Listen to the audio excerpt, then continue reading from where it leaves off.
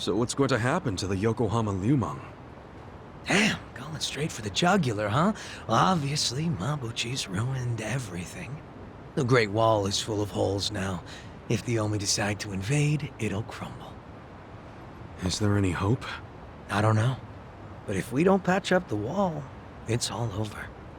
And with me like this. Man, it hurts just looking at that. Hurts having it. That's why I'm thinking of stepping down. Huh? It doesn't matter so much who the boss of the Liumang is.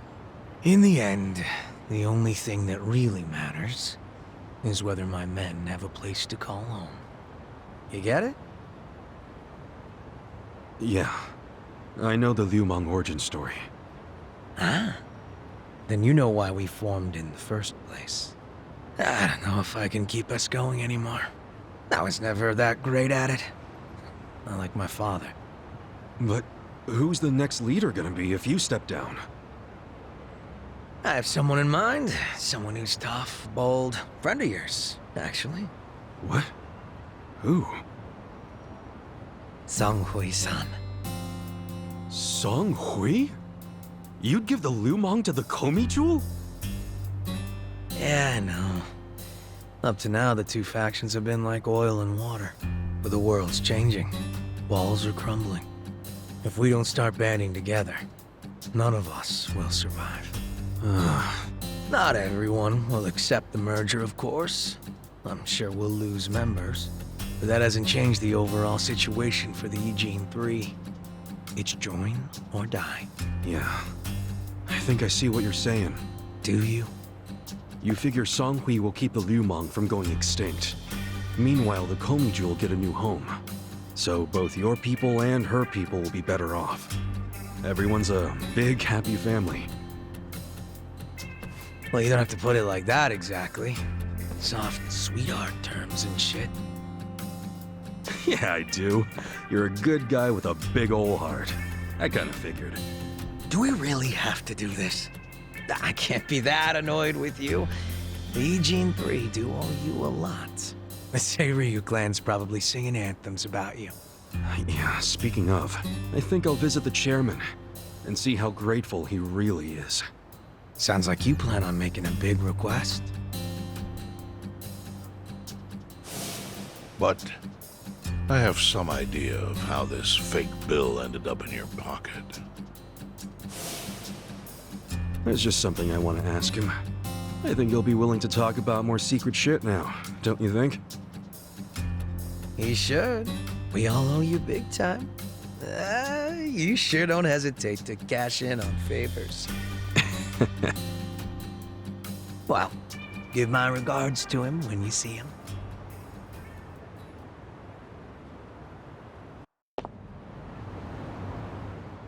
Well, that was a lot to take in. But, yeah, we gotta go meet with Hoshino again.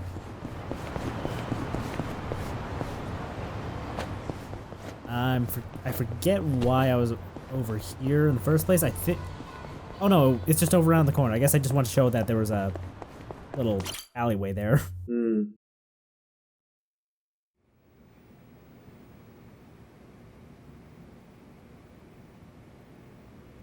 You may enter.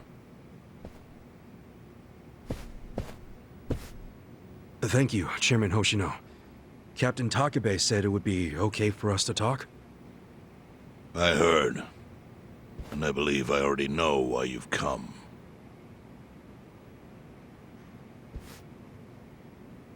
You've done us a great service.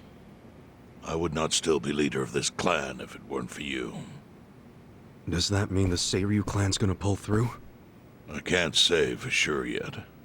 About 20 to 30% of our men defected to the Omi.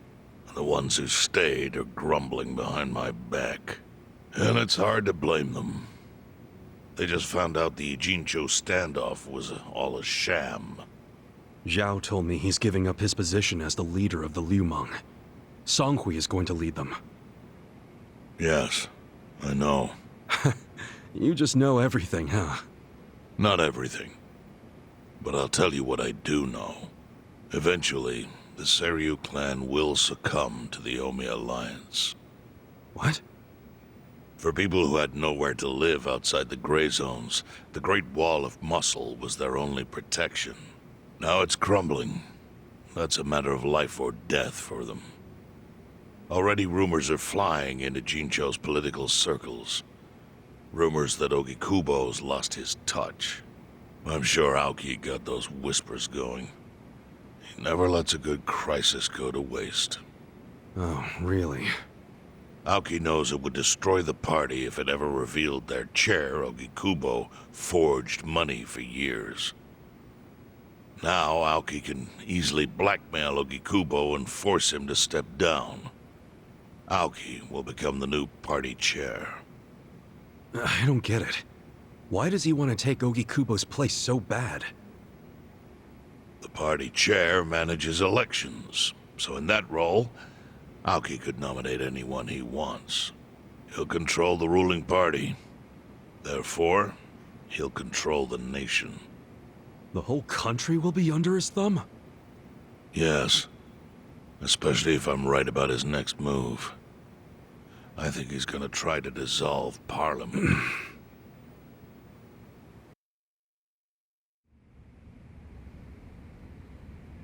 Dissolve Parliament? At a time like this? That's insane! Prime Minister, I understand how you must feel, being unable to rely on Ogikubo-sensei. But honestly, I have the power to support you better than he ever could. If an election were held today, I could guarantee you 2/3 of the seats, minimum. Do you have a solid plan for doing that? Yes. I'll send Bleach Japan to the districts where the Citizens' Liberal Party is weakest. Bleach Japan can influence votes anywhere. They're incredibly popular. Plus, they have my endorsement. A victory for the party would, of course, move your personal political goals forward. Oh. Tell me, do you think you have the power to maintain the party's stability right now? We don't want it breaking up for lack of support from Ogikubo-sensei. You can talk that way to the house, but not to me.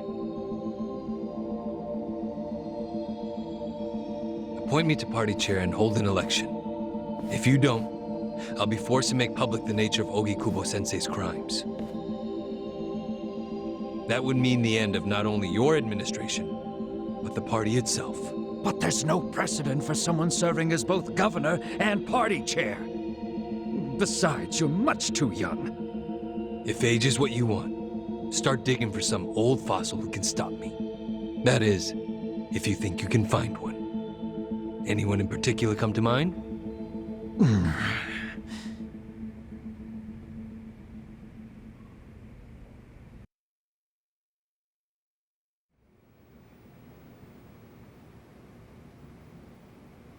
Aoki's scheme to destroy the Great Wall worked. Now he's got Mabuchi and the Omi at his command. So much power, vested in just one man. And it had to be Masato Arakawa.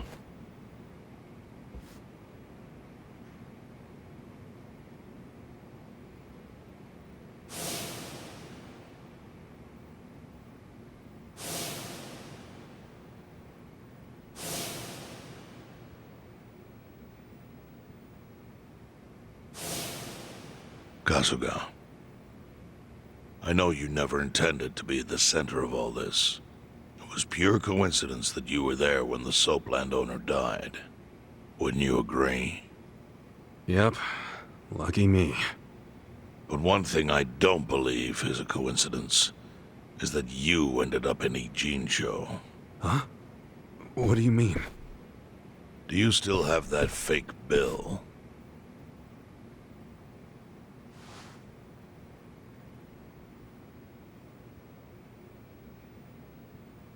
Yeah. Didn't you say you knew how it ended up on me? Yes. Only one person in the world could have put that bill in your pocket. Who? Who is it? Masumi Arakawa himself. Arakawa-san? No, He's the one who shot me. Yes, I'm aware he shot you. But did you ever consider that maybe he did that so you would end up here? What? That fake bill was his letter of introduction between you and me. It was to let me know that you were one of Masumi Arakawa's men. Kind of a weird way to introduce us, don't you think? I think what it means is Arakawa's goals do not align with those of Ryo Aoki. Well, then, what are Arakawa's goals? I really can't say. But I do know that he means business. He wouldn't have used that bill if he didn't.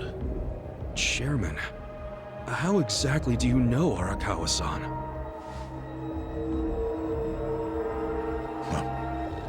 Well, that's a long story. And there's a much better place than here to tell it. Heian Tower. Heian Tower. Yes. That's where my fate intertwined with Arakawa's. He sure seems to be partial to Peking duck. Yeah. Let's have it for lunch tomorrow. My treat. I'll make the reservation.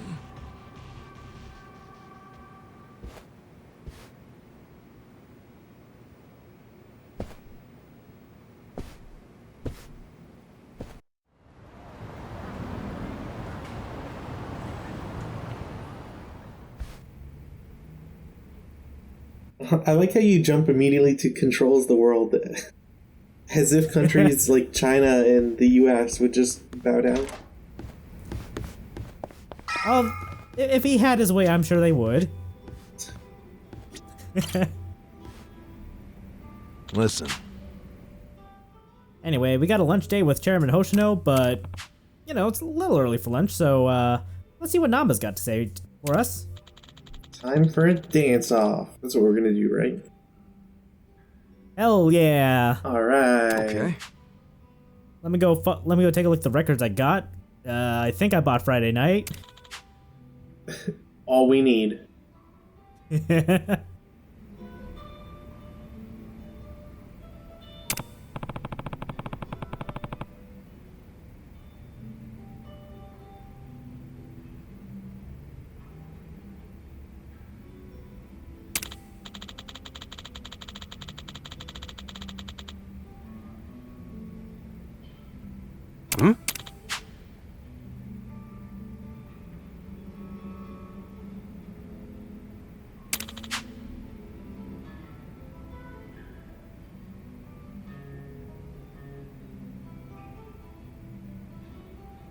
Hmm? Because they're nice people. What more do you want?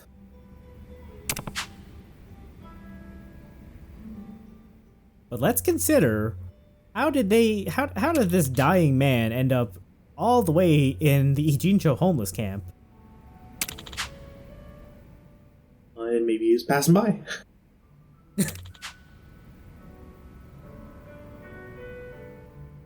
Or that too. They could have just shipped Ichiban off to the proper facilities for this. Hmm.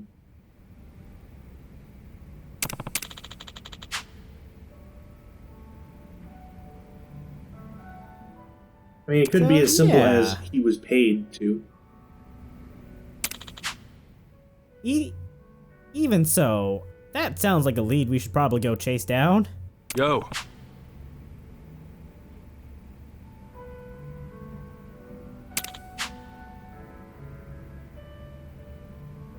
Hey.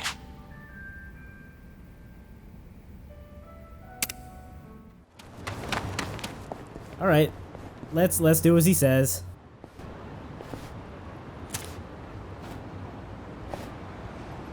Chief. My friend's got some questions about the day I was dumped in this town. Yeah. I want to know why you didn't just abandon Ichiban or dump him at a hospital. If you don't mind telling us, I'm sure we'd all appreciate it.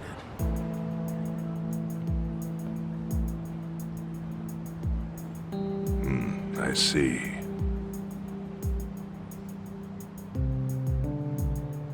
Fine. Now I'll tell you. It's as good a time as any. What? There's an old tradition in this homeless camp.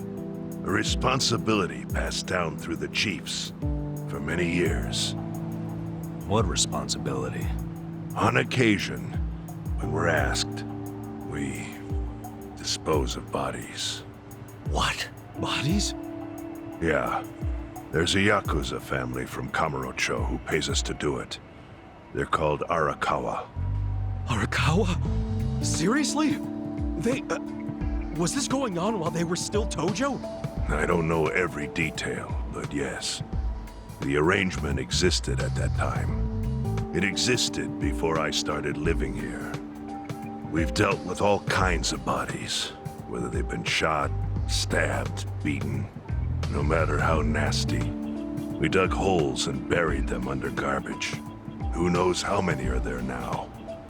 Back during the bubble, we got one every month. Or so I was told. Since I became chief, there's only been 3. Damn. Arakawa the assassin. But there's one more secret rule. It applies to anyone the Arakawa bring here alive.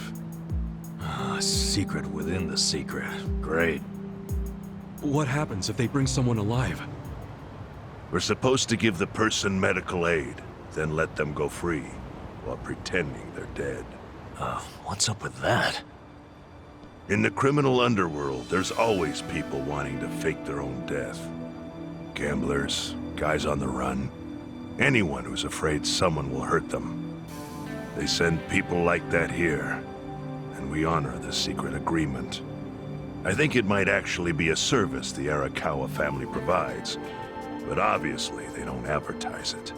So it ended up being a very rare event. Is that agreement why you saved me? This live body rule? You got it. What sort of guy dropped me off here? I mean, probably just someone from the family. I had no reason to check or anything. The guy lugged you out of the trunk of a car. You were covered in blood. He paid me and left. Didn't say a single thing the whole time.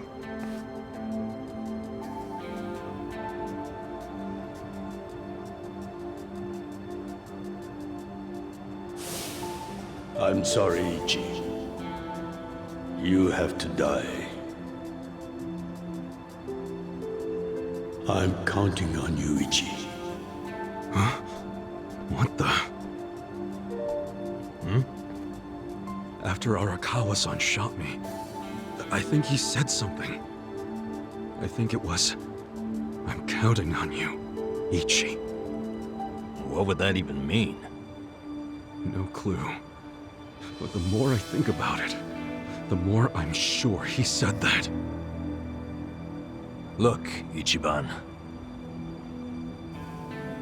What? I don't want to dash your hopes or anything. But when you were dumped here, you were on death's doorstep.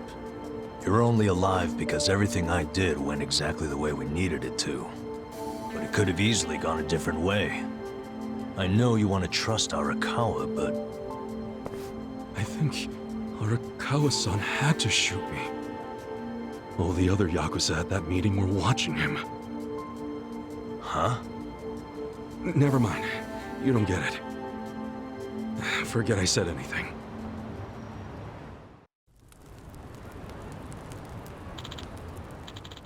Another detail I think might be worth considering too. Arakawa was like, he made it big as a hitman, right? Like, that's the kind of guy who would know how to effectively take out a guy in one shot, but, you know, Ichiban's still breathing. Yeah, but knowledge of how to kill someone also could lead into knowledge of how not to kill people. Yeah, exactly.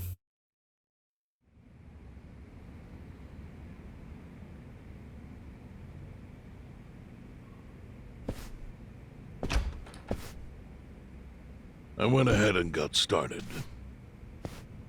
You sure you don't mind treating me? What? Are you actually able to pay? Wish I could, but I don't think they'd take this. You don't sound like you're gonna relax during this meal. Depends on what you say. Hopefully I'll relax enough to enjoy the duck. So, how do you know Arakawa-san? I'm on the edge of my seat here. It wasn't long after the war the counterfeit bills started being produced in Ijincho. It was top secret. Only the heads of the Seiryu clan and the Liumang, plus some officers, knew about it. Outside of that inner circle, they also had to hire people to smuggle the bills. Smugglers? And one of them was a traveling actor. His name was Toshio Arakawa. He was Masumi Arakawa's father. What?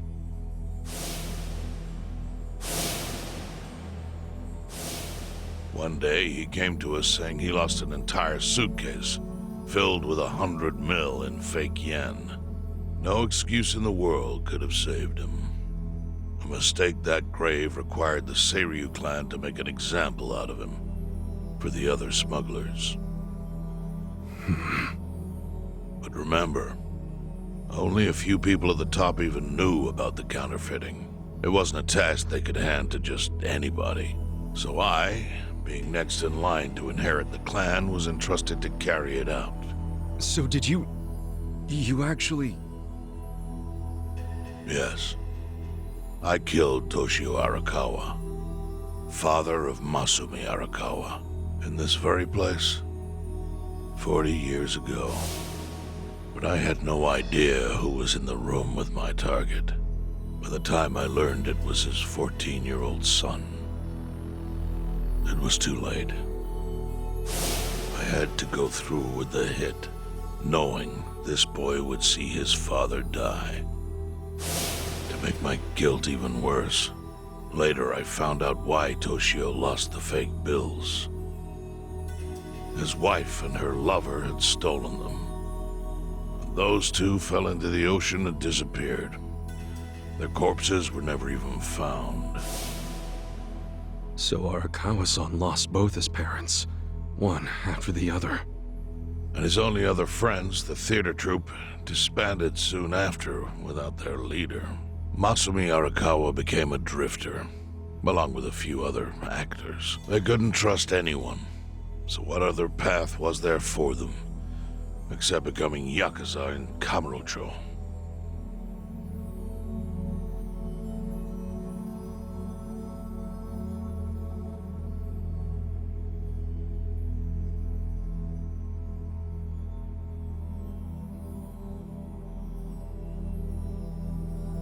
Arakawa joined a low-ranking family in the Tojo clan called the Hikawa family.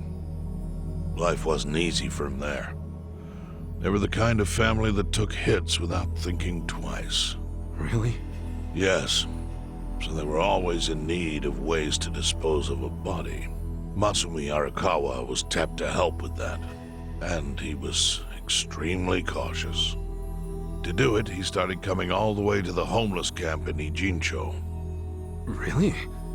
Even though the family was based in Tokyo? Why? Well, truthfully, he wanted an excuse to come to Yokohama, because it would afford him opportunities to hunt his father's killer. I see. So Arakawa-san was using the homeless camp to dispose of bodies all the way back then. Indeed. As for his hunt, he researched Yakuza and criminals every time he was here. All he started with was a single clue. His own childhood memory of the suspicious waiter he saw here that night. Eventually, 7 years after the murder, I received an invitation to come here. He signed his invitation Masumi Arakawa. It was a bold declaration, and I knew immediately the running would be futile. So I came here, alone. I didn't even bring a bodyguard. Why the hell not? Well, to put it simply, I was prepared to die. But, I mean... In this line of work, there are no good ways to die. And I can think of worse ways to go that would not give that boy the justice he'd earned. The memory of what I'd done to him never left me, you know. It was always like a small bone stuck in my throat.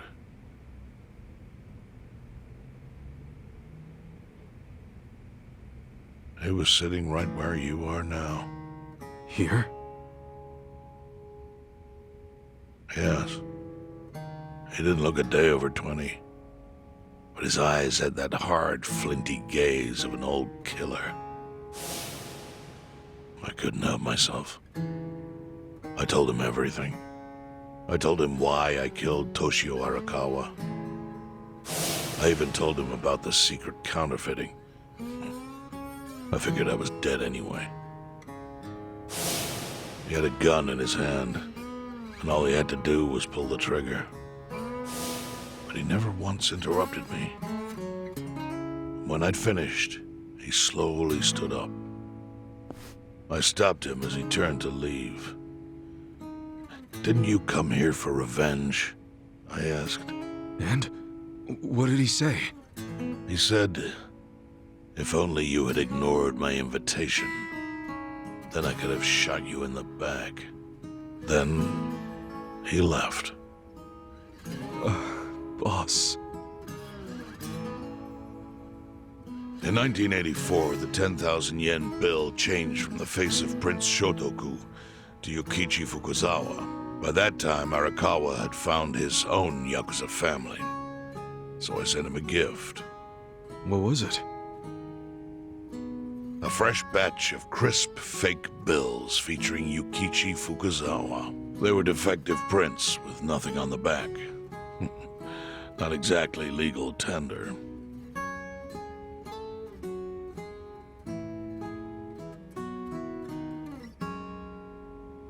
Then how was that a gift? It's hard to explain. If I had to say, it was out of gratitude. Sure, but for what? I should have died that day I met with Arakawa. It would have been right. And yet he spared me. Not only that, but he lifted a terrible weight from my chest. Furthermore, it's not an exaggeration to say the equilibrium among the Ijin Three continues to this day because of him. Wow. I owe him an unfathomable debt. And one day I must pay it back. The defective bills were how I chose to communicate the sentiment.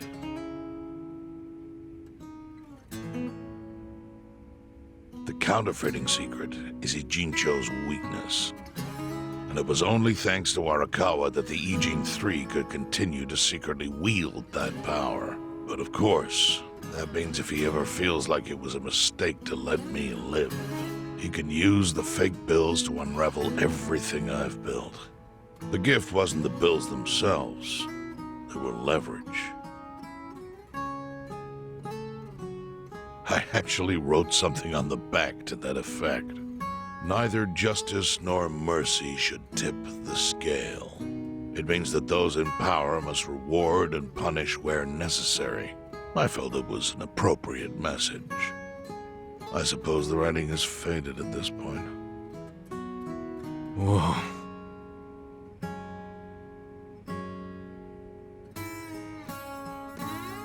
So that's the whole story. Up till this moment.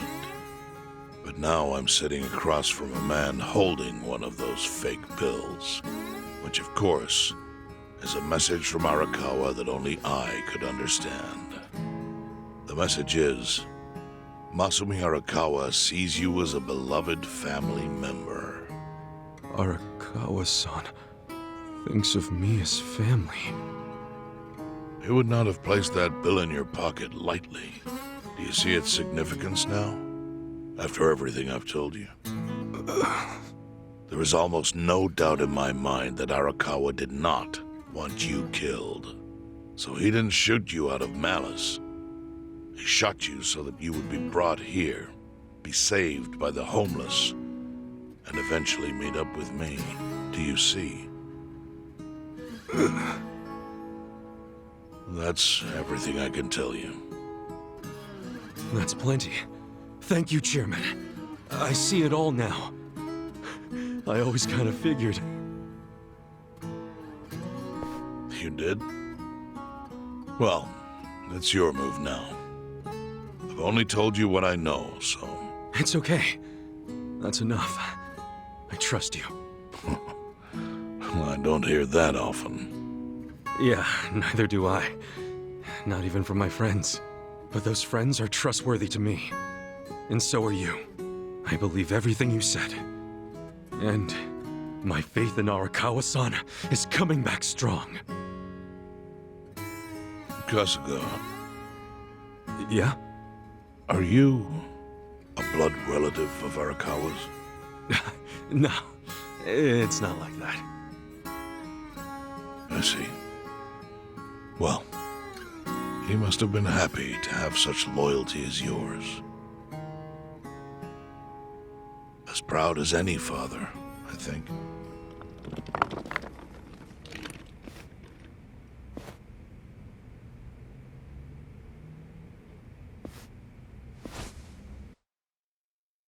I forgot that they don't even show us what they were eating.